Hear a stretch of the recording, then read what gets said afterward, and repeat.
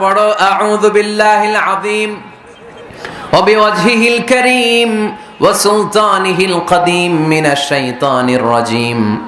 এই চারটা শব্দ দিয়ে এই দোয়াটা যে পড়বে, এই দোয়াটা পড়ার সাথে সাথে শয়তান চিৎকার মারে আর ঘোষণা দেয়, আজকের দিনের জন্য আমার ওয়াসওয়াসা থেকে তুই মুক্ত হয়ে গেলি।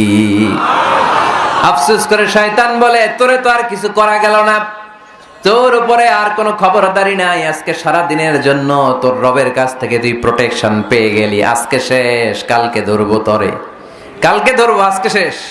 এই জন্য এই দোয়াটা পড়বেন, আউযু বিল্লাহিল আযীম ওয়া বিওয়াজহিল কারীম ওয়া সুলতানিহিল কাদীম মিনাশ শাইতানির রাজীম। এই রেকর্ড হইতেছে, ইউটিউবে শুনে নিন, এটা পড়বেন। এরপরে নবীর একটা সালাম দিবেন, আসসালামু আলাইকা আইয়ুহান নবী ওয়া রাহমাতুল্লাহি ওয়া বারাকাতুহু। তারপরে ডান পা দিয়ে ঢুকবো আমরা। মসজিদে ঢোকার সময় কোন পা?